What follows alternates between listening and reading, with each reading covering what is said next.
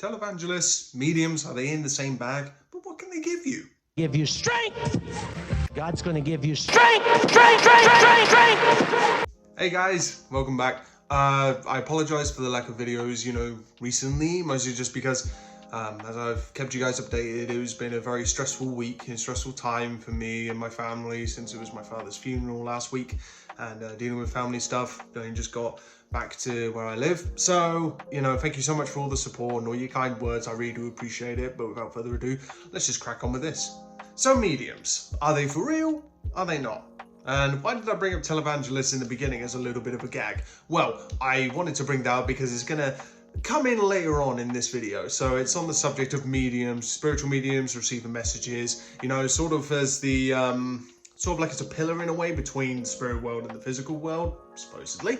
But as it goes, I have been to the Spiritualist Church a bunch of times. I go every Sunday, mostly because I just find it interesting, and I've come to notice a few things about spiritual mediums and the sort of the differences, the similarities, and just my general thoughts on it. This is going to be like a kind of a basis on like tips, if you're having a spiritual reading done, what I think things to look out for. These are in no particular order, so I'm just going to ramble. Ever since my dad passed away, I've been going to the Spiritualist Church a lot. I enjoy going there. I enjoy, even though I'm not really religious, I like to just, see if anything happens. And I never used to believe in mediums, but I did have one reading, which was some time ago, which I think was last year, and it was done by a woman who, this woman knew specific details about my grandmother, and knew specific details about my family and what I did and so on. Now, is it possible she knew me from YouTube or saw me?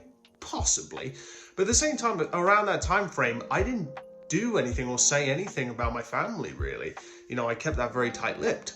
So I just found it very interesting how she knew details about my grandmother, which I didn't even know. And then I had to phone up my dad and just say, Dad, she told me this, is this and that true? And he'd go, how the fuck did she know that? So that definitely was something which kind of made me shift my mind a little bit.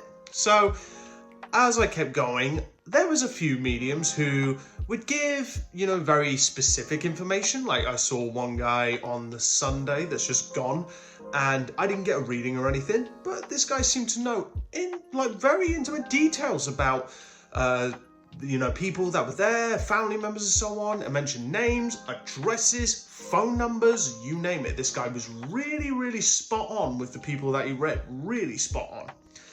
And then there's a few mediums which I have seen there which give very vague answers, and they will give you very vague information, such as, don't beat yourself up so much, Spirit wants me to tell you, that you need to push forward in life and everything. Just vague things. They could say that to anybody. So, I try to take everything they say with a pinch of salt, but mind you, I'm the one who's looking out for specific information. I don't want vague answers. I want specific information. That's what I want. But then I think since my dad passed away, am I sort of seeking too much in a way? Is that maybe affecting something? I don't know. Do all spirits know how to speak, through mediums? Maybe they don't. Maybe if there's a dead family member who thinks, why do I want to talk to this stranger? I would rather talk to my loved one. It does make a bit of sense. I can't stand the vagueness. I mean, maybe with these people, maybe spirit just tells them whatever they tell them. But like I said, there was a few who have given very specific information to people that I have seen that I've been very shocked by. But then there is times when I think, could these people be in on it? Now, I'm not saying that all mediums are all full of crap. I don't believe that, as I've had an experience which I've gone, okay. But then again, I just think, who are they reading? And I noticed that there was this guy on the Sunday who read a member who's a committee member of the Spiritualist Church, and he read her and everything like that, which kind of made me go, I'm not sure about that, because then you got to think, mediums and the committee members or such, or people that regularly go there and interact, people who, book these mediums and such, do they know each other? Have they spoken about their family with this person? Are they just going off the information which they already have? So that leads me into sort of the information harvesting here. And sometimes I have noticed there is some mediums who will try a tactic which is information harvesting. So what they will do is they won't give you specific points. You know, if they are really getting messages from spirit, in my personal opinion, they will outright state a fact. But instead, they will say something like, do you have a male who has passed into spirit that you were close to? Well, who could that be? You know, for somebody, it could be their father, it could be their granddad, it could be a great granddad, it could be a friend, it could be an uncle, it could be a brother, anything, you know. But then once you say the name and you go, yes, my grandfather, and they will kind of go off on that. You see what I mean?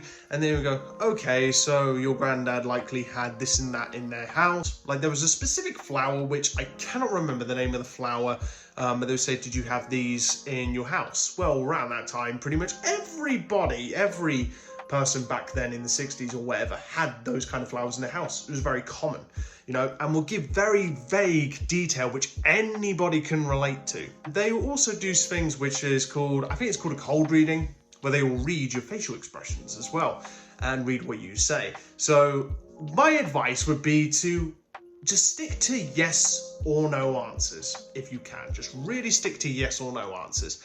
Because once you then start elaborating on what they say, or a point which, you know, or a point that they've made or asked you, they can then elaborate further on that and then start to add bits in. And if it's not relevant or whatever, then they will just take that back and then go off on another tangent. You know, these things happen. These are just things which I have seen. And there's also like particular people which I've seen some certain mediums go to. Most of all, like I rarely see them go to the younger generation. I rarely see them go to the younger generation. And the reason why I bring that up, like, is does the age thing really matter? Well, for me, I think it might, because I always see them go to the sort of the older folks, you know, not to be offensive or nothing, but people in their 50s, you know, people in their 60s, people that look older. And, you know, if somebody goes to an old lady who is maybe in her 70s, and this old lady's in her 70s and goes, you know, do you have a mother in spirit? Well, she's 70 years old. It's pretty likely she's got a mother who's passed away. It's pretty likely considering her age.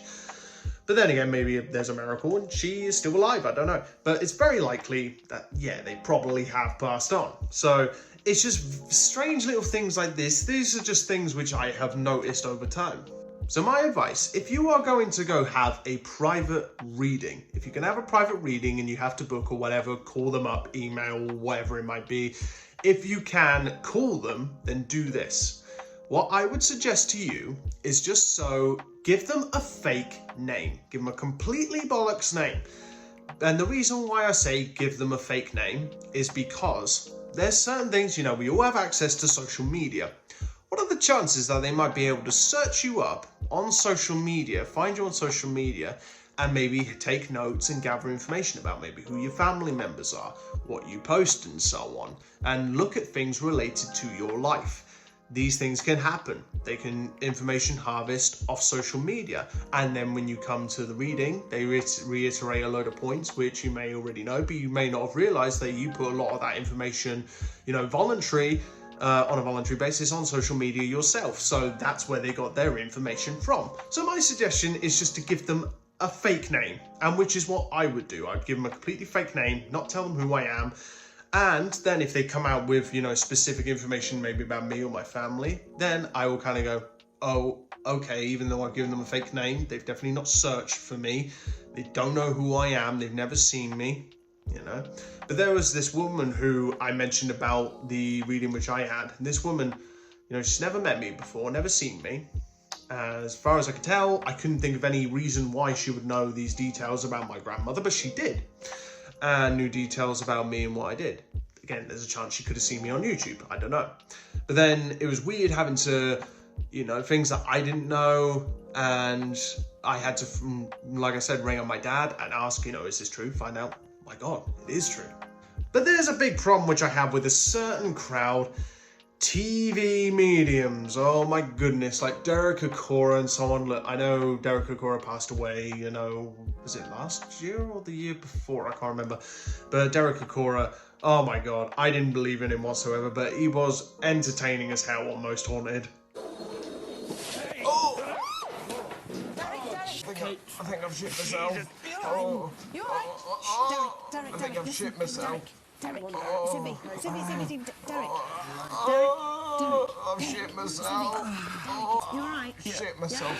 You alright? You know, there's so many different TV mediums which are on there, which for them, especially in the position which they're at, and even so, when they read certain celebrities as well, they always read these celebrities, but these celebrities, you know, it's the tabloids and the press, you know, it's their job to find out about these people's lives. These celebrities probably done interviews, they've probably written books, biographies and so on. So these TV mediums I've seen, it seems like they're just reiterating points which we already know. So it's not much of a surprise, and it's usually always very vague. You know, just saying, you know, saying your grandfather is with you and so on. They go, oh my God, you know. But then again, it's probably information that they've already willingly provided and never realised that it's just a medium going off of whatever they have researched. These things can happen. These are possibilities. I'm not saying they're doing that, but these are possibilities which they might be getting up to. And there's also another tactic, which, yes, these people maybe televangelists and mediums may be in the same boat in some cases. And the reason why I want to bring it up is one of my favourite assholes, Peter Popoff. You know, the miracle spring water bloke, you know, the people that could heal, that would say, you know, don't have chemotherapy, just take my miracle spring water, and then Janice dies of cancer. So, you know, claiming to like heal like paralyzed people and everything. You know, you could search Peter Popoff of him healing people with cancer, healing people with paralysis or whatever. It is funny as hell, and I'm convinced these people are in on it. They just have to be, because they're so ridiculous and animated, and it's hilarious. Or maybe, you know, their faith is so strong that maybe they are like delusional to Peter Popoff, even though he's been exposed so many times, and yet still people continue to send this bastard money. You know, he's probably designated his house as a religious, what's it called, a religious household or monastery? I can't remember the exact term, you know, just so they can live tax-free, which, screw you, Peter Popoff, screw you. What I was talking about earlier was information harvesting. Is information harvesting possible? Yes, of course it's possible. And Peter Popoff was exposed a while ago, I think it was in the 1980s, and there's an Inside Edition special. There's a part 1 and part 2, which I will link down below in the description, and it'll be somewhere, you know, around my head. And if you want to watch that, it shows you exactly how he obtained the information about these people, because it seemed he knew specific details about people, you know, their illnesses or ailments, maybe they had debts or something like that, or whatever was going on with these people.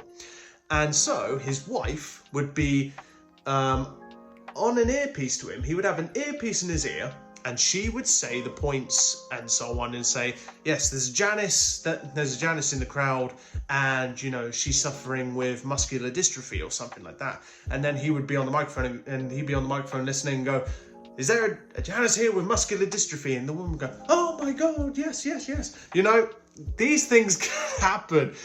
And it's just how we would know, and it was all the information which he had delivered into his earpiece by his wife was all just written down on the prayer cards, which they snatched up right at the beginning of the show. She reads through them and just relays the information to Peter Popoff, and voila, looks like he knows all these intimate details about these people, where it's people that have just voluntarily just given up their information, and these charlatans are just reading it out to each other.